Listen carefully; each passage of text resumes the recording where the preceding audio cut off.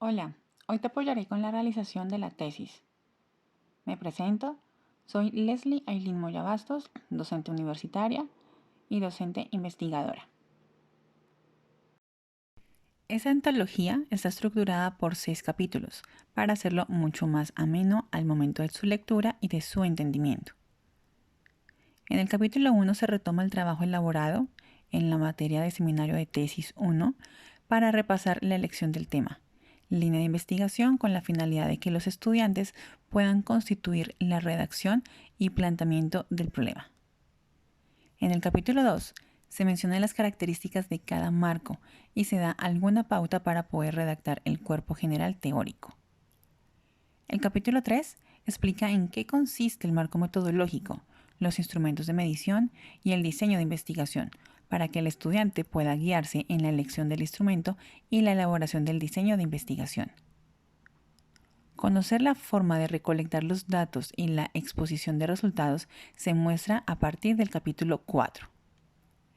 Mientras que en el capítulo número 5 se expone la importancia de redactar las conclusiones y las recomendaciones que llegan a ser los investigados con tal de continuar el trabajo o confirmar o incluso refutar las hipótesis y objetivos de dicha investigación. Para que finalmente en el capítulo 6 se describa la estructura que tiene un protocolo de tesis, donde se da pauta para la portada, el título tentativo, limitaciones en la investigación, así también como las referencias bibliográficas. Dentro de esta primera parte encontraremos el capítulo 1, haciendo referencia al planteamiento del problema, el cual incluirá justificación, redacción del problema, pregunta de investigación, hipótesis, variables y sus objetivos. Empecemos. La justificación para una investigación es un ejercicio argumentativo que elabora el responsable del proyecto en el que establece las razones del porqué de una investigación. En ella, el responsable plantea algunos juicios razonables sobre la naturaleza, el sentido, el interés que persigue su trabajo de investigación de cara a una serie de compromisos académicos o también sociales. La justificación es la sección de un trabajo de grado, donde expresa el porqué del estudio, la razón de ser de su realización. Consiste en indicar las razones de peso que tiene el investigador para el estudio del problema, por qué se realiza el estudio y a quién llega a beneficiar, dividiéndose en el marco teórico, en la parte práctica y en la parte metodológica. Esta investigación va encaminada a trazar unos estudios periódicos enfocados a conocer como primera medida si lo que se pretende hacer, contrario a los principios y derechos consagrados en los estatutos superiores, a posteriori es necesario enmarcar qué tipo de grupos sociales se someterían a esta tecnología y si hubiera una variable entre personas que tienen recursos económicos y aquellas que no. Por justificación se entiende sustentar, con argumentos convincentes, la realización de un estudio. En otras palabras, es señalar por qué y para qué se va a llevar a cabo dicha investigación. Para elaborar la justificación, primero se tiene que conocer bien el problema. Posteriormente se requiere de, primero, explicar por qué es importante realizar la investigación. Segundo, ¿qué beneficios se obtendrían al resolver la problemática que se plantea? En el desarrollo de la investigación se puede dimensionar en diferentes tipos de interés, como son los intereses personales, los institucionales y hasta los políticos. Es decir, explicar el tipo de interés que se tenga sobre el tema que se está investigando con la finalidad de conocer esas razones por la cual se está haciendo el interés. Redacción del problema. Un problema de investigación es una pregunta o interrogante sobre algo que no se sabe o que se desconoce y cuya solución es la respuesta al nuevo conocimiento obtenido mediante el proceso investigativo. ¿Cuándo puede surgir un problema de investigación? Mediante 4 pasos. El primero, cuando existe una laguna o vacío en el conocimiento referido hacia una disciplina. El segundo, al presentarse algo desconocido por todos en un momento determinado. Tercero, cuando existe contradicción en los resultados de una investigación o entre dos investigaciones. Y cuarto, en el momento en que se nos interroga acerca de cualquier problema práctico. Es importante aclarar que un problema de investigación no solo se origina de situaciones negativas, este también puede surgir de hechos positivos. Veamos las condiciones que debe reunir un problema de investigación. Primero, debe existir la posibilidad de ser respondido mediante procedimientos empíricos, es decir, por medio de una experiencia adquirida a través de los sentidos, algo que se pueda ver, tocar o captar. Un problema como la existencia de la vida después de la muerte, hasta el presente que no ha sido resuelto de forma empírica. Segundo, la respuesta a la pregunta debe aportar un nuevo conocimiento. Tercero, puede referirse al comportamiento de una variable. Por ejemplo, ¿cuál ha sido la evolución del tipo de cambio entre el bolívar y el dólar en Venezuela durante el periodo de 1999 al 2003? Cuarto, puede implicar una relación entre dos o más variables. Por ejemplo, ¿qué relación existe entre el nivel socioeconómico de los caraqueños y las actividades que acostumbran a realizar durante el tiempo libre? Quinto, se recomienda formularlo de manera interrogativa, ya que cuando no se sabe algo simplemente se pregunta. Sexto, en la redacción de la pregunta deben obviarse términos que impliquen juicios de valor, como por ejemplo, bueno, malo, mejor, peor, agradable o desagradable, entre otros. Y séptimo, la pregunta no debe originar respuestas como un simple sí o un no. De ocurrir esto, la interrogante deberá ser reformulada. Planteamiento y formulación del problema. Aunque para algunos autores planteamiento y formulación del problema son términos equivalentes, en este documento se consideró pertinente poderlo diferenciar. El planteamiento del problema consiste en describir de manera amplia la situación objeto de estudio, ubicándola en un contexto que permita comprender su origen, relaciones e incógnitas por responder. Plantear el problema implica desarrollar, explicar o exponer con amplitud, mientras que formular es concretar, precisar o enunciar. En este sentido, formulación del problema es la concreción del planteamiento de una pregunta precisa y delimitada en cuanto a espacio, tiempo y población, en dado caso. Puede ocurrir que la formulación contenga más de una pregunta. Lo indispensable es que exista una estrecha relación entre las interrogantes formuladas. Al igual que el tema, el problema también debe ser delimitado. En el campo de la investigación, delimitar implica establecer los alcances y límites en cuanto a lo que se pretende abarcar en el estudio. Concretamente, la delimitación del problema significa indicar con precisión en la interrogante formulada el espacio, el tiempo o periodo que será considerado en la investigación y la población involucrada. Delimitación del espacio. Es muy importante que la pregunta precise el ámbito o el lugar que será tratado en el estudio. Por ejemplo, ¿cuál fue la tasa de analfabetismo en el estado de Córdoba para el año del 2008? Delimitación de tiempo.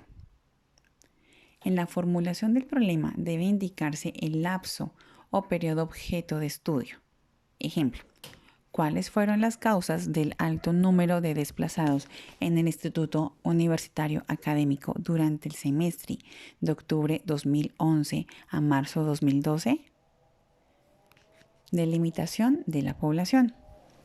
En este caso, hay que señalar que los sujetos que serán observados, encuestados o medidos. Por ejemplo, ¿cuál es el nivel de aptitud física de los alumnos de primer semestre del Colegio Universitario de Bogotá? Es importante señalar que algunos problemas no incluyen los tres elementos de una delimitación. El objeto de estudio va a determinar la pertinencia de incluirlos o no.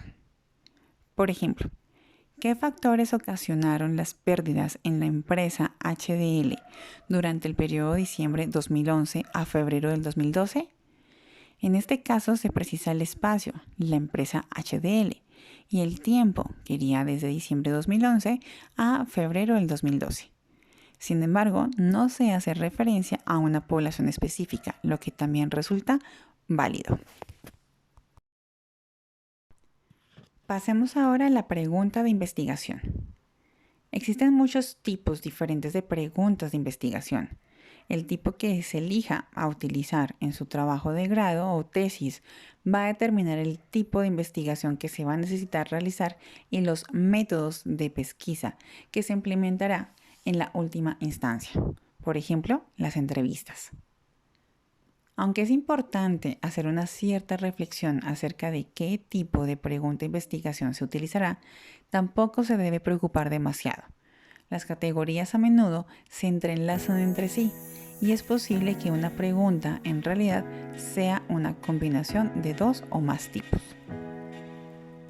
A continuación encontramos unos recuadros en donde al lado izquierdo podremos visualizar el tipo de pregunta de investigación y al lado derecho cómo sería su formulación.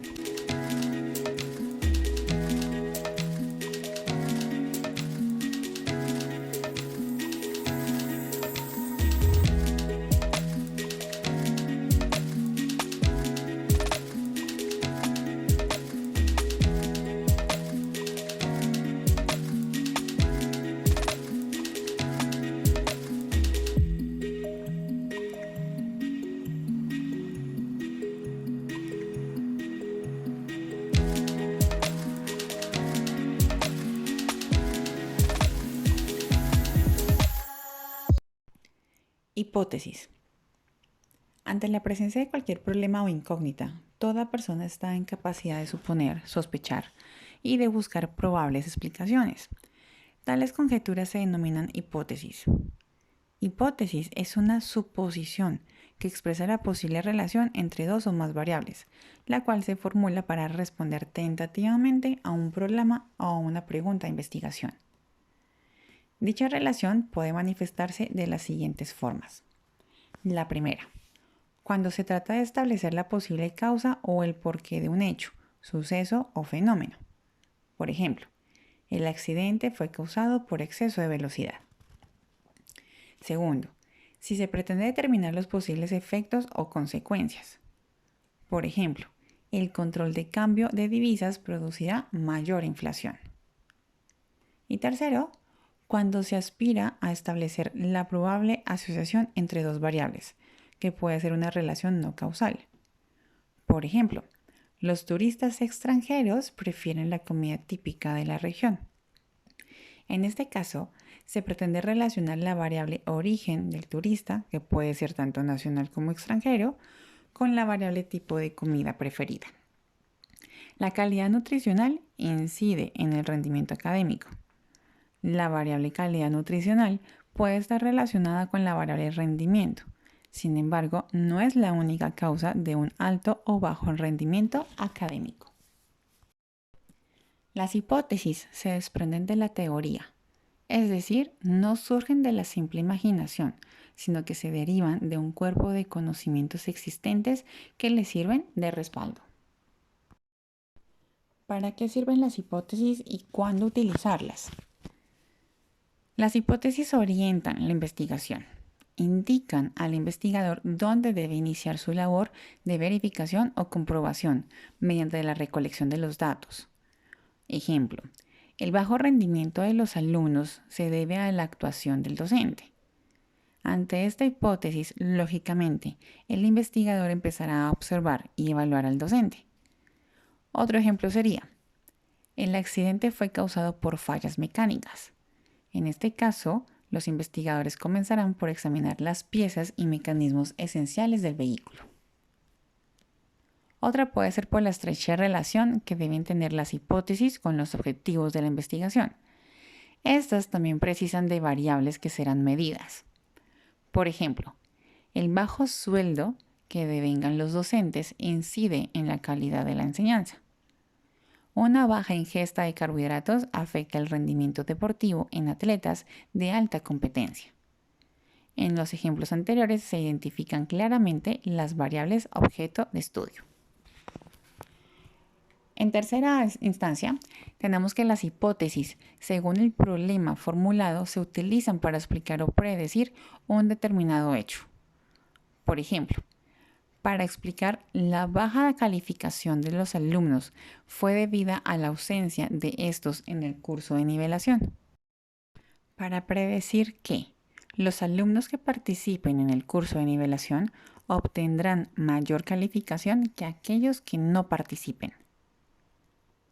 Sirven para comprobar teorías. En la medida en que una hipótesis es sometida a prueba y verificada en varias oportunidades, más se fortalece la teoría de la cual se deriva. Ejemplo: las hipótesis comprobadas en los experimentos realizados por Mendel en el siglo XIX confirmaron su teoría a tal punto que condujeron a la formulación de las leyes de la herencia. También contribuyen a generar teorías. Puede ocurrir que una hipótesis no cuente con suficiente sustento teórico. Sin embargo, a partir de la comprobación de hipótesis se puede construir una teoría. Ejemplo: las hipótesis sobre los quantum, que de los rayos luminosos, sirvieron para que Albert Einstein construyera su teoría de la relatividad. Como resultado de la prueba de hipótesis puede surgir información confiable para la toma de decisiones. Por ejemplo, se tiene planeado hacer una inversión en costosos equipos para implementar un sistema en la empresa. Al someter a verificación las hipótesis relacionadas con la efectividad y eficiencia de dicho sistema, se decidirá si es conveniente o no realizar la inversión. Entonces, ¿cuándo usar hipótesis? En primera instancia tenemos que la formulación de las hipótesis son necesarias en investigaciones de nivel explicativo, cuando se pretende establecer relaciones causales entre variables. De hecho, la finalidad de la investigación explicativa es probar hipótesis causales. Segundo, también es pertinente el uso de hipótesis en algunas investigaciones de carácter descriptivo, especialmente en las correlacionales y en las que se busca establecer una asociación no causal entre las variables. Y tercero, en las investigaciones de nivel exploratorio, debido al escaso conocimiento que se posee sobre el objeto de estudio. No se plantean hipótesis de forma explícita, es decir, se trabaja solo con objetivos. Si en una investigación no se verifica la hipótesis de trabajo, no significa que el estudio sea inválido o que carezca de utilidad. Rechazar una hipótesis y comprobar que entre dos o más variables no existe relación también constituye un verdadero aporte. Tipos de hipótesis. Hipótesis de investigación. Es la suposición que se aspira a verificar o comprobar. También se le denomina hipótesis de trabajo. Estas se clasifican en explicativas, debido a que expresan la posible causa de un hecho. Ejemplo: la huelga se inició por falta de pago a los empleados. El incendio fue ocasionado por un cortocircuito. Otra es la predictiva. Son aquellas que plantean el posible efecto o consecuencia de un hecho. Por ejemplo, si fuera experimental, sería: la aplicación del tratamiento X disminuirá el nivel de colesterol en la sangre. Y si no fuera experimental, sería: el grupo que cursa estudios en el turno de la mañana obtendrá mayor promedio en notas que el grupo que cursa en el turno de la noche. En esta situación no se manipulan las variables, por cuanto los estudiantes permanecen en sus turnos correspondientes. Otra sería la direccional. Esta indica la tendencia de los resultados. Por ejemplo, el grupo A obtendrá mayor porcentaje o puntaje que el grupo B. Si fuera no direccional, no indican la tendencia, solo expresa la posible diferencia entre los resultados esperados. Por ejemplo, existirá una diferencia entre el puntaje del grupo A y el puntaje del grupo B. Si fueran correlacionales, suponen una posible relación estadística entre variables cuantitativas. Por ejemplo, a mayor inversión, mayor cantidad de empleos. Mientras más años de experiencia laboral, mayores serán los ingresos.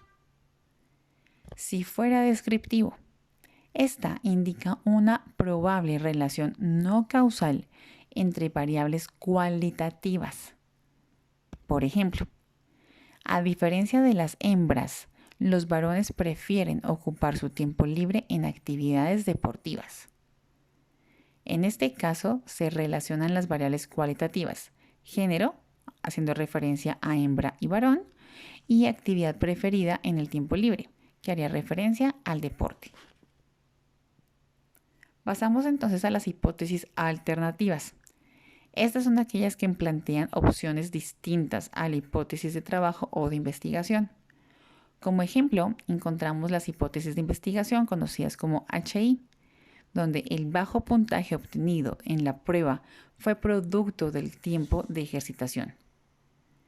Hipótesis alternativa, conocida como HA. El bajo puntaje en la prueba fue producto de fallas en la elaboración de la misma. Y una hipótesis nula es la que niega lo supuesto en la hipótesis de investigación. En el caso de comparación de grupos, expresa que no existen diferencias significativas entre los resultados obtenidos por estos. Asimismo, es contraria a la hipótesis no direccional. Por ejemplo, hipótesis nula, conocida como HO. El tiempo de ejercitación no tuvo influencia en el bajo puntaje obtenido en la prueba. Otra hipótesis nula. No existirá diferencia entre el puntaje del grupo A y el obtenido por el grupo B. Variables.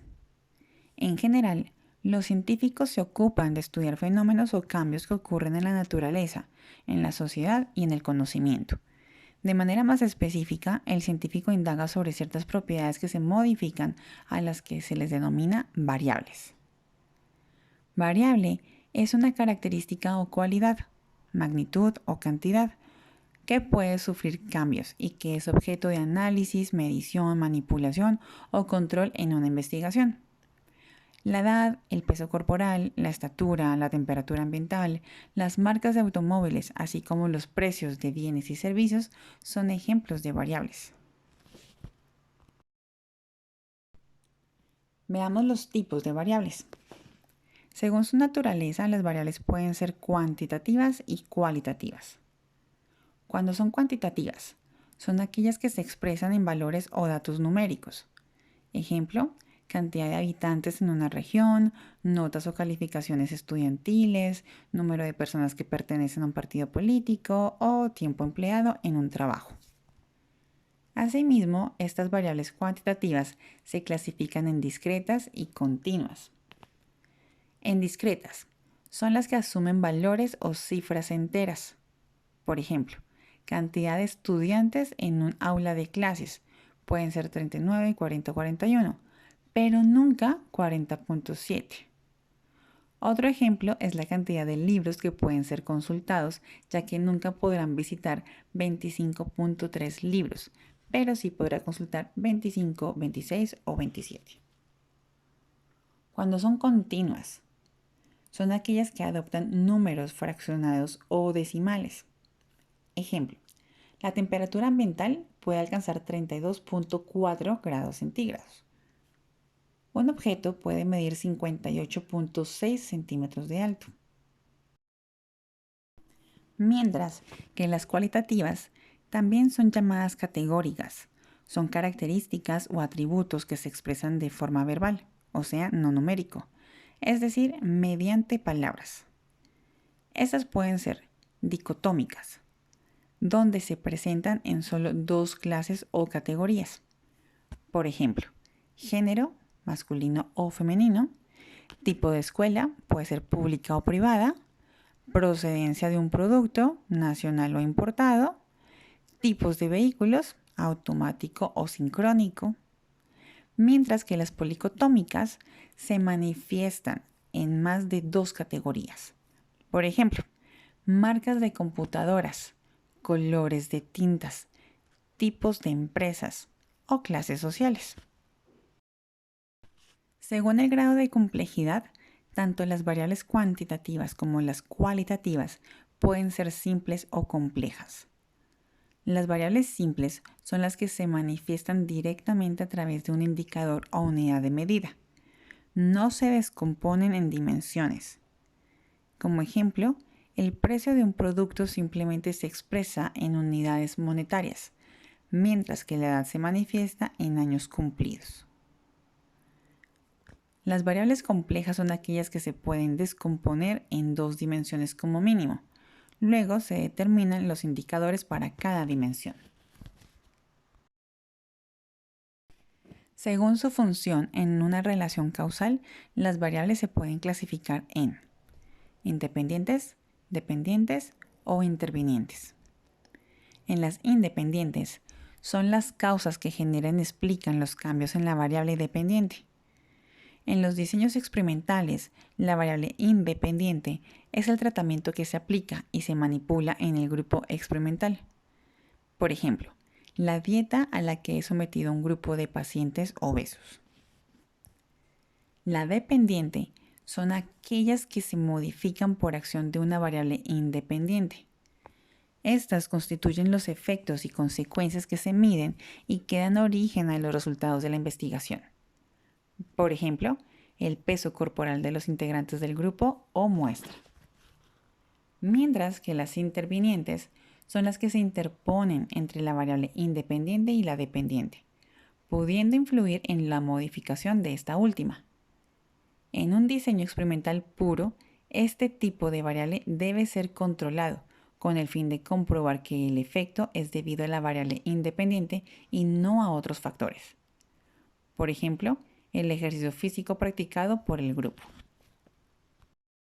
Ante esta situación, es probable que el investigador controle dicha variable mediante la prohibición del ejercicio durante el periodo de administración de la dieta, para tener así la certeza de que la modificación del peso se debe a la dieta y no al ejercicio físico. Encontrando también a las extrañas, también llamadas ajenas. Estas son factores que se escapan del control del investigador y que pueden ejercer alguna influencia en los resultados. Como por ejemplo, los factores hereditarios probablemente incidan en el peso corporal de una persona. También puede ser una variable extraña, cualquier medicamento o suplemento que inquieran los sujetos sin haber sido indicado por el investigador. Operacionalización de las variables. Aun cuando la palabra operacionalización no aparece en la lengua hispana, este tecnicismo se emplea en investigación científica para designar el proceso mediante el cual se transforma la variable de conceptos abstractos a términos concretos, observables y medibles, es decir, dimensiones e indicadores.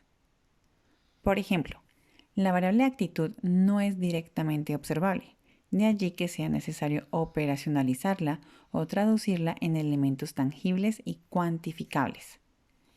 La operacionalización de una variable por lo general se representa en un cuadro. No obstante, el proceso consta de tres etapas básicas. La primera, definición nominal, conceptual o constitutiva de la variable, la cual consiste en establecer el significado de la variable, con base en la teoría y mediante el uso de otros términos. Por ejemplo, las actitudes son predisposiciones aprendidas para responder de manera favorable o adversa ante un objeto específico. Definición real de la variable.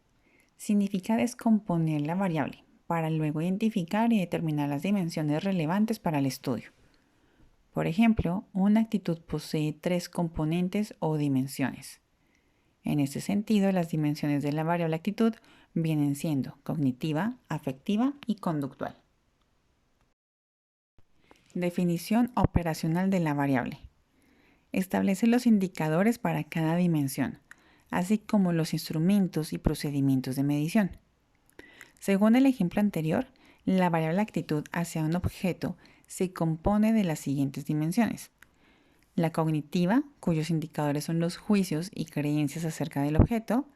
La dimensión afectiva, que se manifiesta a través de los sentimientos y emociones que produce el objeto. Y la dimensión conductual, que se traduce en las intenciones y tendencias que genera el objeto. Esta variable será medida a través de una escala de Likert. Una vez concluido el proceso de operacionalización, se elabora el cuadro de variables, dimensiones e indicadores. Niveles de medición. El nivel de medición se define como el tipo de escala que permite asignar un grado o valor a una variable. De dicha escala dependen las técnicas estadísticas que puedan emplearse en el análisis de los datos obtenidos. Los niveles son: nivel de medición nominal. Es una escala que adoptan las variables cualitativas, la cual consiste en la clasificación de dos o más categorías, las cuales no tienen vinculación entre sí. Por ejemplo, las distintas nacionalidades, como la española, colombiana, venezolana, mexicana. Otro ejemplo es la clasificación del personal que labora en una institución, fijo o concentrado. Por el carácter cualitativo de las variables, en esta escala no se aplican operaciones matemáticas, ni suma, resta, multiplicación y tampoco división. Solo se cuantifica la frecuencia o el número de casos pertenecientes a una categoría. Nivel de medición ordinal. Es una escala en la que se establece un orden jerárquico entre variables cualitativas o categorías. En esta escala no se indica la magnitud de la diferencia entre las categorías, ni se aplican las operaciones matemáticas básicas. Al igual que el nivel nominal, únicamente se realizan distribuciones de frecuencias absolutas y relativas, como porcentajes, en cada categoría. Como ejemplo, escalafón de los profesores universitarios, de menor a mayor jerarquía: instructor, asistente, agregado, asociado o titular. Inclusive se encuentra el nivel de medición por intervalos. Escala en la que se establecen distancias o intervalos iguales entre los valores.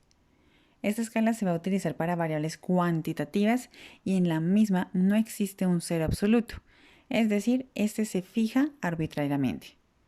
En este tipo de escala sí es posible realizar diferentes cálculos matemáticos y estadísticos, como por ejemplo, la temperatura expresada en grados centígrados no posee un cero absoluto, por cuanto 0 grados centígrados no implica ausencia de temperatura y al mismo tiempo equivale a 273 grados Kelvin y a 32 grados Fahrenheit. Demos paso a los objetivos. El objetivo es sinónimo de meta, es decir, aquello que se aspira a lograr o alcanzar. En este caso, hacemos referencia a meta en términos de conocimiento, es decir, los conocimientos que el investigador se propone obtener. En este orden de ideas, objetivo de investigación es un enunciado que expresa lo que se desea indagar y conocer para responder a un problema planteado.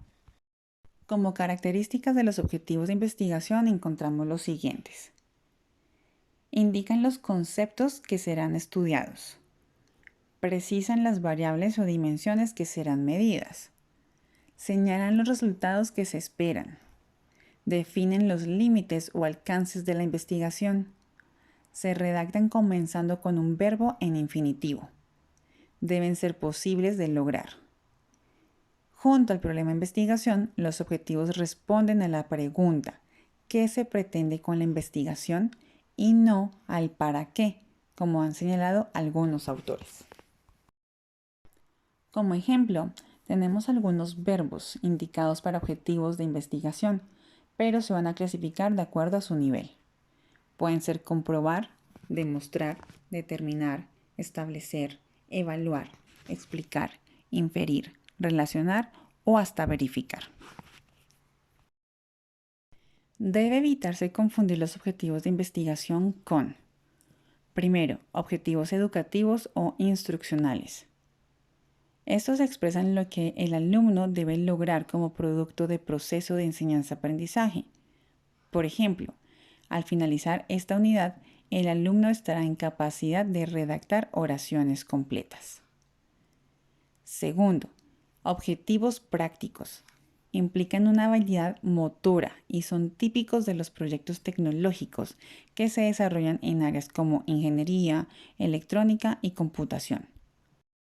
Por ejemplo, diseñar un prototipo, desarrollar un programa computarizado, o sea, un software. Los objetivos de investigación pueden ser generales o específicos. Un objetivo general expresa el fin concreto de la investigación.